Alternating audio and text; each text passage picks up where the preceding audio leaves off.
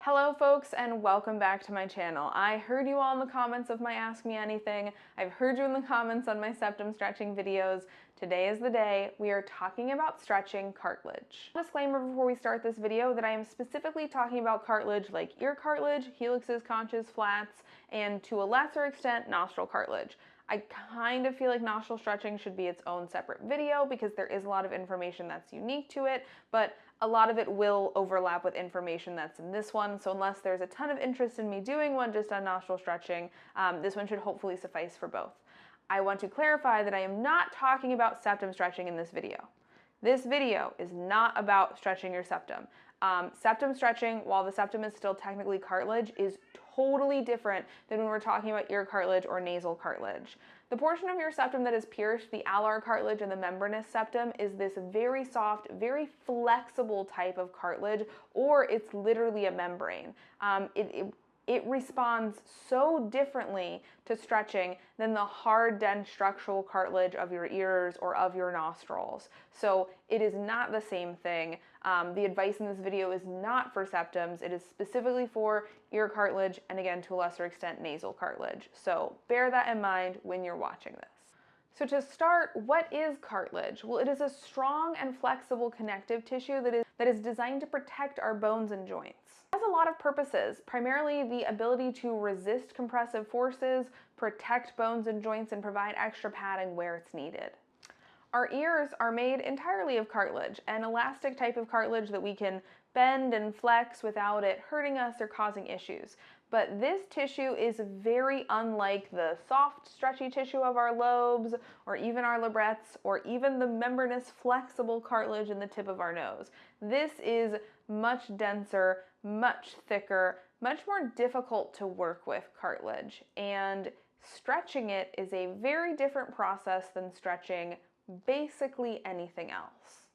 Now, I have a very in-depth post on my blog that goes over how stretching works. That is a good baseline thing to check out if you're planning on doing any kind of stretching, not just lobe stretching. I'm going to link it in the comments down below, and I would definitely give it a read through because it has a lot of foundational information that we are not really going to touch on too much in this video.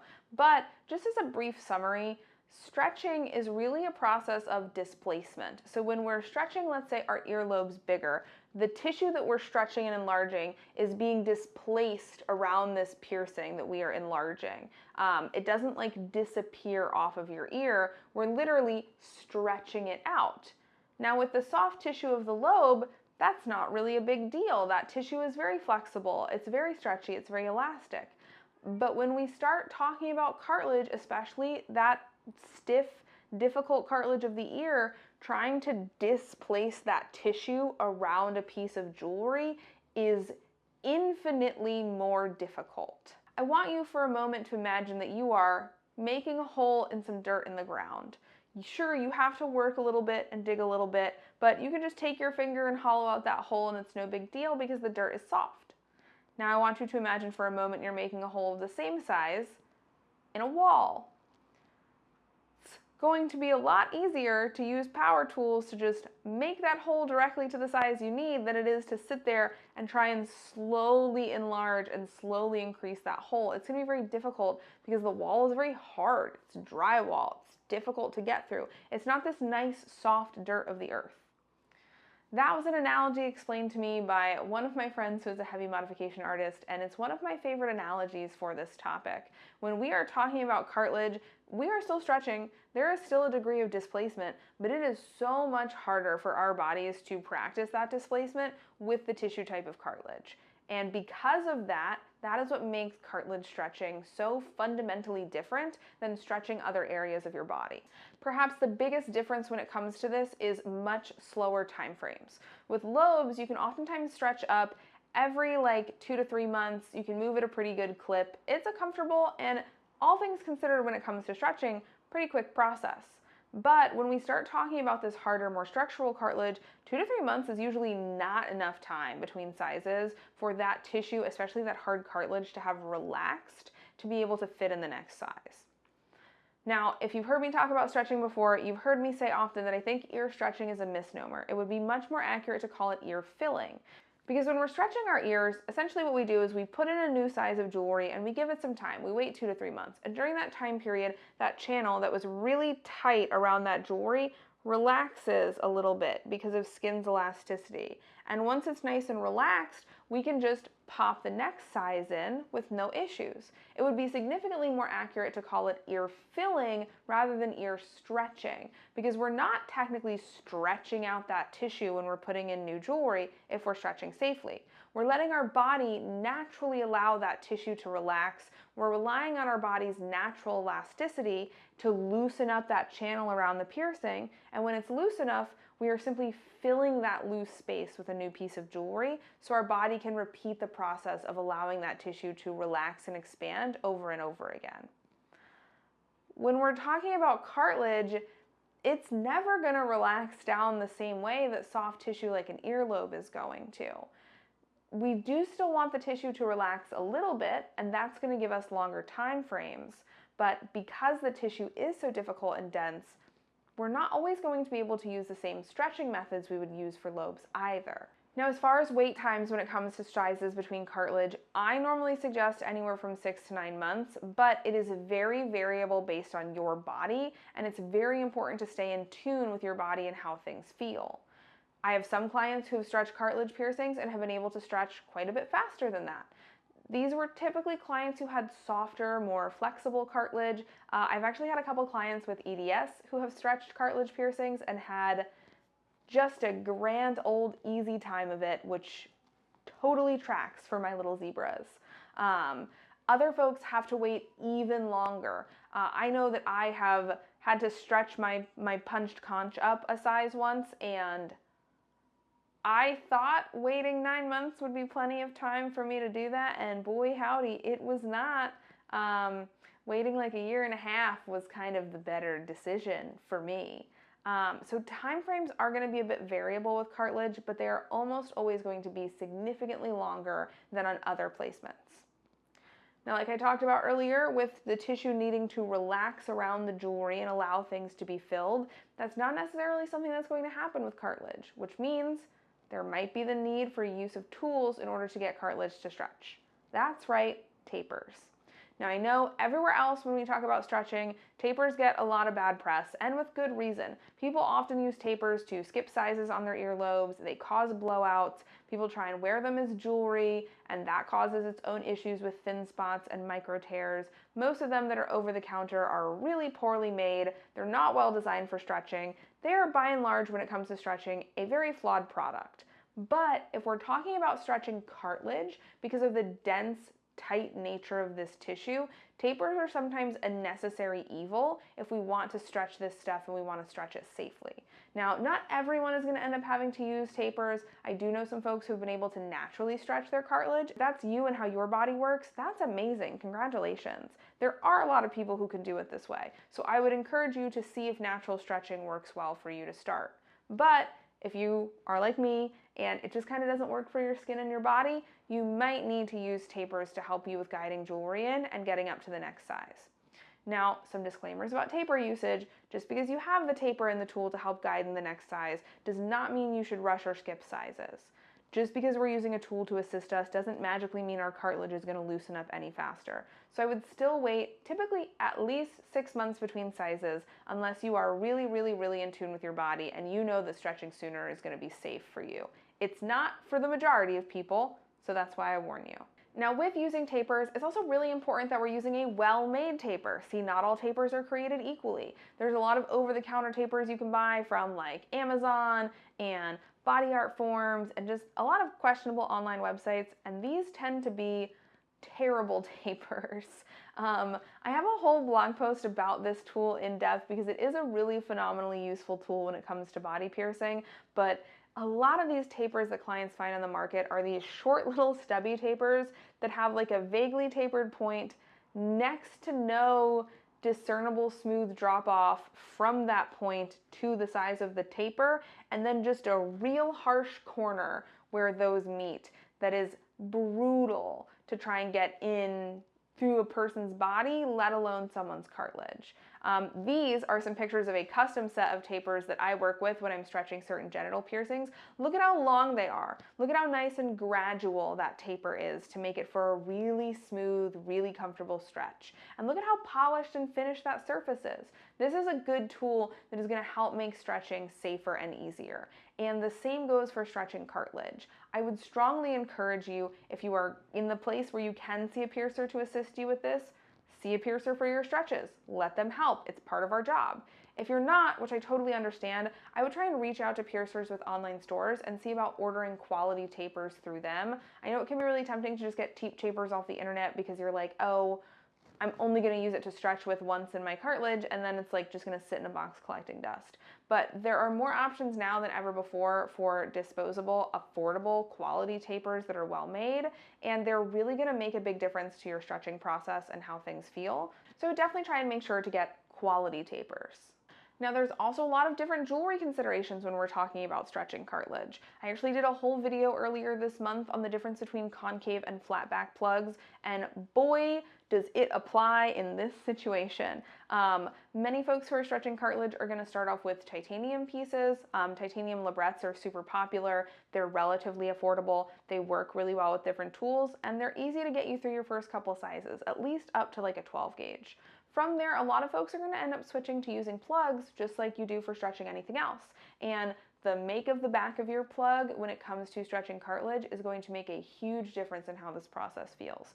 So I would go check out that video if you want to see an in-depth breakdown on why different plug styles and backings can make a really big difference to your stretching process. Now, one thing that I really want to point out, and this is like one of my biggest pro tips if we're talking about cartilage stretching, is how you wear your plugs and pieces in it. I see a lot of folks whose instinct is to wear their plugs the same way they would wear in their ears when they're stretching. We put the front flare on the front, the back on the back, and then an O-ring on it. That's how you wear it. Makes sense, right? Except for if we're talking about stretching cartilage, it is very close to the back of your head back there. It is very uncomfortable to sleep and lay on your plugs when they're like that. You can't really see what's going on with the O-ring, so if you lose it, you can't tell. It's easy for moisture to build up between the O-ring and the plug and cause wetness irritations and issues for it.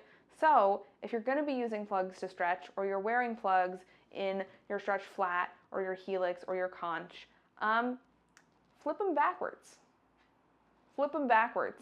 Put the flare on the back side of your ear and then slide the O-ring on from the front. You are no longer going to have this giant, long wearable surface sticking out the back of your ear to be uncomfortable when you sleep, get caught on things, collect moisture, have issues. All of that excess space is going to be on the front, and it's also going to be really easy for you to visually check and make sure you still have your O-rings and everything is still in place and is still good. And it's also just like immediately so much more comfortable. There's few things that I enjoy as a piercer more than having a client come in who has like a large gauge initial cartilage piercing or a stretched one, and they're wearing their plug the correct way, like facing forward, and I go, how does that feel for you? And they go, oh, not great. And I say, why don't we try flipping it? And we flip it, and the look on their face when they realize how comfortable these are flipped, ugh, warms my little heart. Now, some folks will ask me about stretching with rings when it comes to this type of cartilage, whether that be stacking or a continuous ring, and I've got some viewpoints in that. If we're thinking about doing a continuous ring for cartilage, we can do it up to a certain size, but those rings tend to get pretty chunky and pretty heavy, and that weight can sometimes be detrimental to the stretch in our cartilage. I've definitely seen people try and stretch wearing like chunky captives on their helix, and from all of that downward weight and downward pressure, kind of like what happens with tapers, I've seen that whole piercing just kind of start to migrate from wearing these rings during stretching. And I've seen the same thing happen with conch piercings as well. So I do think it is easier to stretch in plugs or straight pieces like barbells, at least until you're at or almost at your goal size, and then you can start investigating rings, and also investigating rings that are going to be the right size, the right material, and the right weight for the piercing you're wearing in it. Now, a brief mention on stacking. This video is intended to be about stretching. I know stacking is a form of stretching. I feel like stacking could be its own entire video, especially when it comes to ear cartilage. So if you want to see that, let me know in the comments down below. Stacking is just getting kind of this little brief mention here, and you can stack helix piercings and nostril piercings. Here are some pictures of some stacked helixes that I've done. This was an arduous process. It was a difficult process. We fought with so much swelling, so many crisscross rings. It was significantly more difficult than trying to stretch with a round piece, and the whole reason why I stacked with this client is because they wanted a coin slot. It was not an accessible service in the state that they were living in, which I totally understand is difficult to deal with. But after going through the process of stretching and stacking these helixes, yeah, I'm really happy with how they turned out. I think they're really cute. We pierced them at a 12 or a 10 gauge initially, I don't quite remember, with the intention overall of switching them to rings, and that really helped that we pierced them larger. Oh my God, did that help. But also, even with that, and even with it going probably about as smooth as I imagine this sort of thing could go, it wasn't great. It like kind of sucked. It kind of sucked the whole way through. It was kind of a big pain in the ass, and I would really just suggest people, if that's the look they're going for, hold out and get a coin slot. You're going to be so much happier with it. You're going to be so much happier with how it looks and wears on your ear. It's going to be so much more comfortable, easier to heal, like across the board. I would get a coin slot. If you are someone who is really adamant about trying to stretch by stacking, for the love of God, please find a really good piercer who has a lot of experience with stacking to help you with this, and definitely really strongly consider doing clickers instead of seam rings for all of the same reasons that I mentioned in my septum stacking video, and so much more if you have to dig an over-swollen seam ring out of someone's stretched conch or stretched helix. It's a bad time. Now, I couldn't in good consciousness talk about cartilage stretching without mentioning very briefly punching and cartilage removal. This is a process by which a tool, typically an O needle, is used that removes a piece of tissue at the desired size, and then you just have this larger hole in your ear. This is a process that is not legal to be done in many states, so depending on where you live, this may not be a procedure that you can safely access. However, it is legal or a gray area in some places, and it's fully legal in some states and in some countries. If this is an option that is accessible to you in a safe and clean manner, I would strongly encourage you to go for it. That is by far, hands down, 1,000,000% easier to get and heal than trying to stretch your cartilage piercings. Stretching cartilage is kind of a nightmare and takes forever, whereas having these done larger initially with the proper tools and the proper artist heals so much faster, so much more comfortable, so much easier, just across the board, 10 out of 10, way better process than trying to stretch. Now, some people still want to stretch their cartilage for personal goals, religious reasons, cultural reasons, and if that is the case for you, go for it. I will be here to help you through the process. I will give you all of my information and resources, but if you're not really specifically in it just for stretching it, I would consider seeing an artist who can legally do a slightly different procedure to get you that big piercing right away to start. Now, one last thing that we haven't touched on yet is how cartilage stretching feels. Because as we well know, when we're stretching our ears safely and correctly, it's a pretty painless process. It just kind of feels like popping jewelry back in. This can lull folks into a sense that all stretching is this really easy, pain-free process. And while that can be true certainly of a lot of different elements of stretching, cartilage stretching is spicy, is the word that I would use to describe it. It's a little bit spicy. Even if you're using tools, even if you're using all the best jewelry, even if you have the best piercer in the world to help you with it, cartilage stretching just is kind of spicy, and it tends to feel pretty spicy and tender for up to the first couple of weeks after you go up in size. So if you are doing cartilage stretching and you are encountering some of this discomfort and this tenderness, that's very normal. Now, it's also, like I mentioned before, pretty easy to blow out or tear in cartilage and cause a lot of damage. This can cause some big scar tissue lumps that can become permanent and be basically impossible for you to go any larger, or very, very difficult and cost prohibitive for you to see someone who could fix them. So it's really important that as you're stretching, you learn to identify where those warning signs are when it comes to pain. Like, is this just the discomfort of a normal helix stretch, and this pain and this tenderness and this swelling that I'm feeling is because I just stretched this piercing and that's what that feels like? Or is it a sign that I used the wrong tool, I stretched up too quickly, I used the wrong jewelry, something is wrong with my ear?